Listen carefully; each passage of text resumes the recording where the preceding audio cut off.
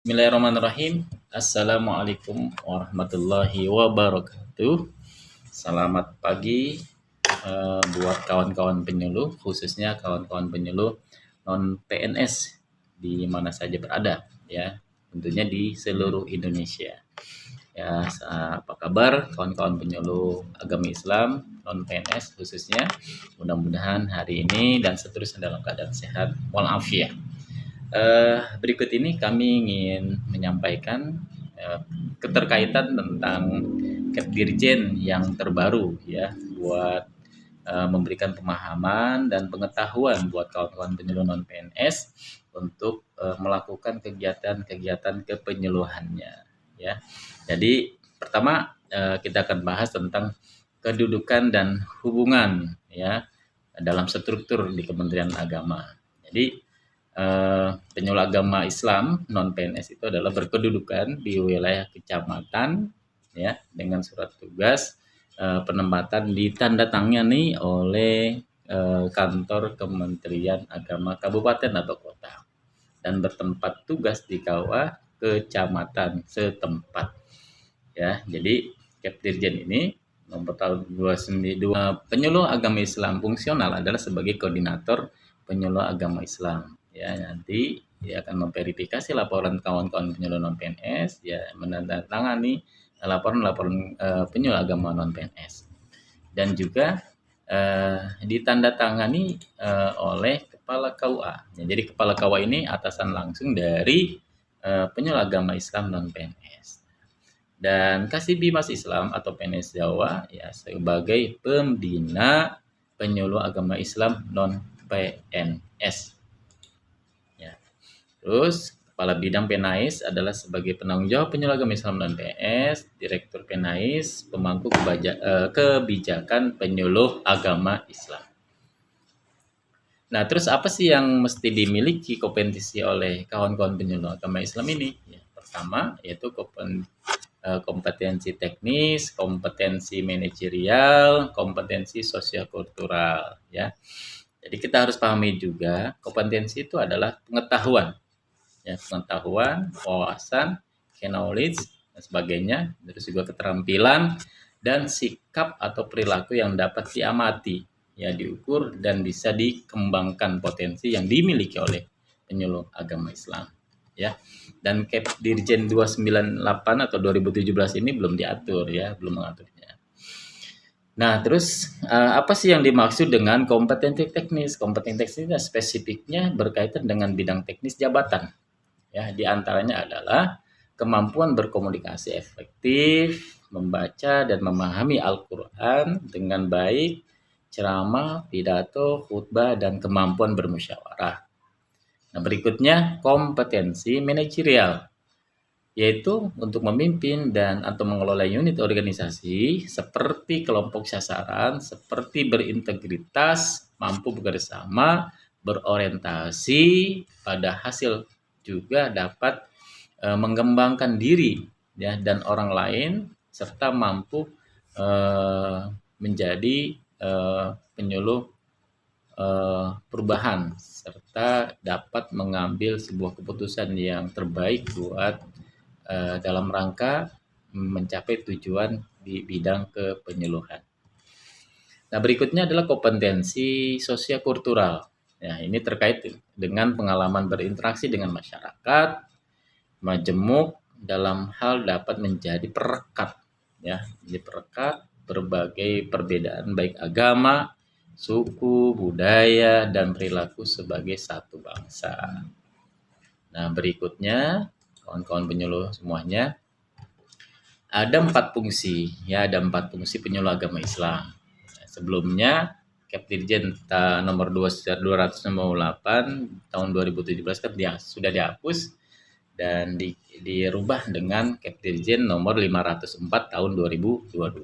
Sebelumnya itu adalah fungsinya informatif, komunikatif, edukatif, dan motivatif. Nah, setelah diubah menjadi Kepdirjen nomor 504 tahun 2022, fungsi penyuluh agama Islam non PNS adalah formatif dan edukatif, konsultatif, advokatif, administratif.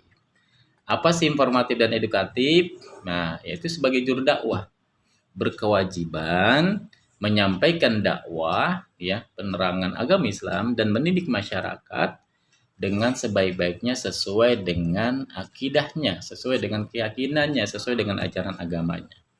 Nah, terus yang berikutnya fungsi konsultatif. Nah, konsultatif ini apa? Memikir dan memecahkan persoalan-persoalan yang dihadapi oleh masyarakat baik secara pribadi ataupun secara kelompok.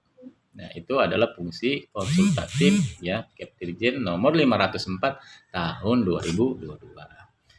Berikutnya adalah fungsi advokatif, yaitu pembelaan terhadap umat atau masyarakat berbagai macam ancaman, gangguan, hambatan, dan tantangan yang dapat menggoyahkan akidah, ibadah, akhlak, dan tatanan moral umat. Ya, yang terakhir yaitu fungsinya adalah administratif. Nah, administratif ini adalah sebuah kegiatan perencanaan, ya, pelaksanaan tugas hingga pelaporan secara tertulis maupun melalui aplikasi EPA, ya, evaluasi penyuluh agama disertai bukti fisik. Ya. Berikutnya, kawan-kawan penyuluh agama Islam, ya, di mana saja berada, perlu kita pahami betul. Nah, bidang penyuluhan ini ada materi umum dan juga ada materi khusus. Ya, jadi ada dua materi. Pertama, materi keislaman, materi pembangunan sosial keagamaan. Ya, yang terdiri juga, nah materi umum ini terdiri dari beberapa spesialisasi. Ya, jadi terdiri dari beberapa spesialisasi. Ya. Nah, yang pertama, setiap KUA wajib memenuhi seluruh spesialisasi. Ya, yang kedua, satu orang PAI non PNS dapat dibebani lebih dari satu bidang spesialisasi. Nah, sebelumnya Kepdirjen yang tahun 2017 itu hanya 8 spesialisasi. Nah, dirubah dengan Kepdirjen ya Bima Sisam nomor 504 tahun 2022 menjadi 12 bidang spesialisasi ya. Jadi berarti bidang penyuluh pengentasan buta huruf Al-Qur'an, 2 penyuluh keluarga sakinah, 3 penyuluh pengelolaan zakat, 4 penyuluh pemberdayaan wakaf, 5 penyuluh produk halal, 6 penyuluh kerukunan umat beragama, dan 7 penyuluh radikalisme dan aliran sempalan. 8 penyuluh nafzah dan HIV AIDS. Dan 9 bidang pemberdayaan ekonomi umat, 10 bidang anti korupsi, 11 bidang moderasi beragama, dan 12 adalah bidang haji dan umroh. Mekanisme dan alur kerja buat penyuluh nih.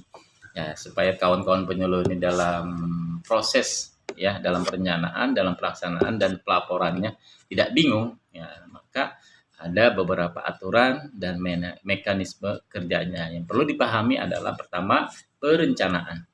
Nah, perencanaan ini adalah menyiapkan monografi peta wilayah. Jadi kawan-kawan penyuluh agama Islam ya harus menyusun rencana kerja operasional bulanan. Jadi teman-teman penyuluh agama Islam dalam setiap awal bulan menyusun RKO-nya, ya, rencana kerja operasionalnya, ya, yaitu menyusun dengan format yang sudah disediakan. Ya kan? Jadi berikutnya pelaksanaan. Nah, pelaksanaan dalam pelaksanaannya penyuluh agama Islam ini harus memiliki 4 kelompok sasaran, terdiri dari 2 kelompok sasaran umum, ya, 2 kelompok sasaran umum, 1 kelompok sasaran khusus, dan 1 lagi adalah kelompok sasaran pada media sosial berbasis internet. Yang berikutnya pelaksanaan tatap muka minimal 8 kali dalam 1 bulan, ya.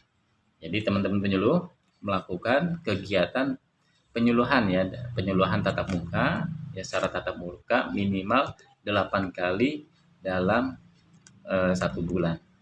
Ya, berarti jika memiliki 50% dan akumulasi pelaksanaan per bulan dapat dilakukan dengan menyampaikan materi di luar bidang spesialisasinya ya, untuk BIMLUH atau bimbingan penyuluhan di media sosial yang minimal dapat membuat atau menyebarkan 4 konten ya, dalam 1 bulan ya. Jadi teman-teman membuat konten kecamatan dan diketahui oleh penyuluh fungsionalnya atau penyuluh ASN-nya ya.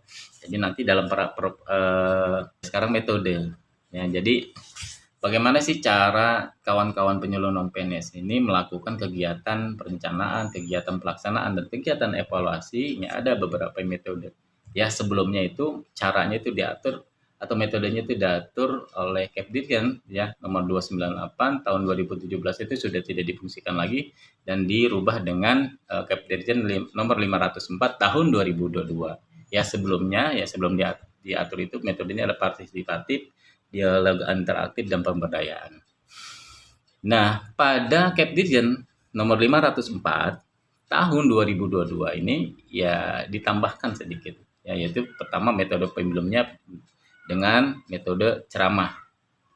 Terus yang kedua metode partisipatif.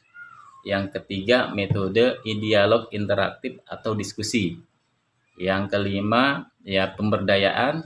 Terus yang berikutnya brainstorming ya dan bid tadwin serta metode lainnya sesuai dengan kebutuhan. Nah, jadi kalau misalkan yang terakhir yaitu evaluasi kerja. Ya, jadi evaluasi kerja ini dilaksanakan secara periodik ya per triwulan atau minimal setahun sekali. Adapun beberapa presentasi ya presentasi untuk yang pertama ya. Yang pertama 35% laporan kegiatan ya. Yang kedua 20% rekap absensi kehadiran. Yang ketiga 10% jumlah kelompok sasaran. Yang kelima 10% keteladanan atau prestasi. Yang keenam yaitu 10% kompetensi pengetahuan keahlian. Ya, jadi untuk kompetensi pengetahuan keahlian ini bisa dikembangkan oleh kawan-kawan penyuluh semua. Ya, yang terakhir yaitu 5% pelatihan dan pendidikan atau pendidikan dan pelatihan pedoman bagi kawan-kawan penyuluh agama Islam non PNS. Ya, barangkali itu saja yang dapat kami informasikan. Mudah-mudahan kita diberikan kesehatan selalu oleh Allah Subhanahu wa taala. Assalamualaikum warahmatullahi wabarakatuh.